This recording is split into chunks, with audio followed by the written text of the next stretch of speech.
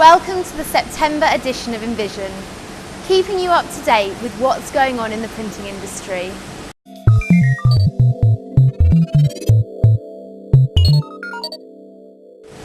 We're here at Streamline Press in Leicester, who will be printing the Book of the Night for the Book Design and Production Awards in November, something they have done for the last 3 years. The top stories coming up: pay cuts and dismissal, and our roundup of useful events around the country for our members. But we start with good news, hopefully. The government is introducing a new deregulatory measures to help small and medium-sized businesses access equity finance. It has been brought into effect a year early by the UK to help small businesses access equity finance at a cheaper rate. This is mainly because it will allow small companies to get finance without having to issue a costly prospectus. Now, all this means businesses can take advantage of these changes from the 1st of August this year and will be able to raise equity finance of up to €5 million, double the original amount. On the face of it all, sounds great. Let's hope so. Only time will tell. Now, moving on to other news, this time in the HR arena. Pay cuts and dismissal are a torturous subject, but I will try and explain briefly.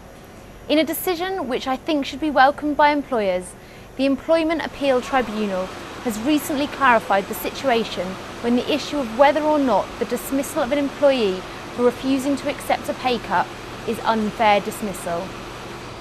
The real question to be considered is not the reasonableness of the reaction of the employee, but rather it is whether the employer acted responsibly in dismissing the employee for refusing to accept a pay cut in the first place. Difficult stuff to follow, but the law says even if it is reasonable for an employee to refuse to accept a proposed pay cut, it does not follow that it is unfair for their employer to dismiss them for doing so. Further information about this thorny issue can be found on our website. Now, a roundup of useful events around the country for our members.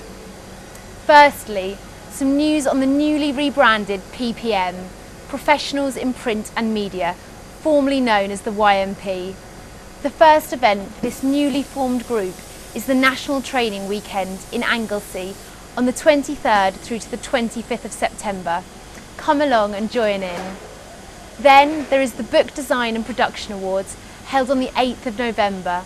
The theme is Once Upon a Time, and you should book tickets to avoid disappointment, as this year's event is set to be spectacular. Also, there is a health and safety briefing for managers and supervisors on the 21st of September. The objective of the course is for delegates to get a good grasp of current health and safety legislation and best practice for printing and print-related industries. Finally, as you're probably aware, the all-party parliamentary print group reception in the Terrace Pavilion on the House of Lords was a great success, allowing printers and MPs to network. In support of this year's theme, Print Beyond Advanced Manufacturing, a new BPIF publication was launched at the event. It showcased 9 companies demonstrating innovation and the use of cutting-edge technology in the UK printing industry. If members would like a copy before their MPs, who will be sent a copy in the first week of October, then please request one now. Details again are available on our website of how to go about this. Well, that's about it for now. For more information, please look on the website, e-news or imprint.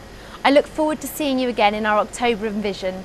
I hope you found this month's update useful, and do let us know of any issues you think we should feature in upcoming broadcasts.